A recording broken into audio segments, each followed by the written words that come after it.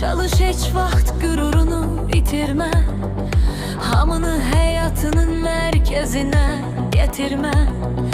Boş insanlara görə özünü bitirmə.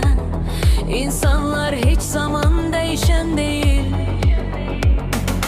Hər kəsin dediyi kəlamını dinləmə.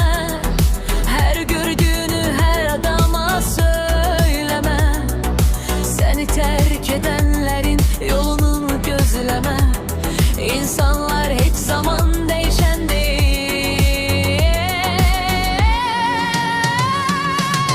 Allah itirmir heç kimin zəhmətini. Hamı bilən deyil ki sənin hörmətini.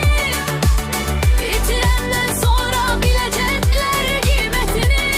İnsanlar heç zaman dəyişən deyil.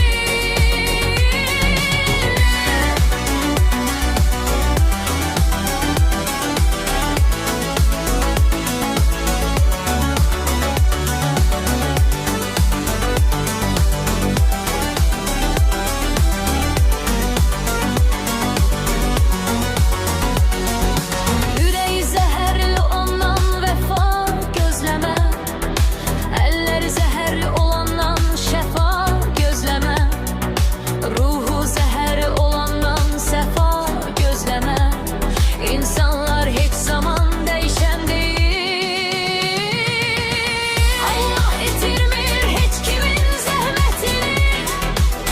Hamı bilən deyil ki sənin hörmətini.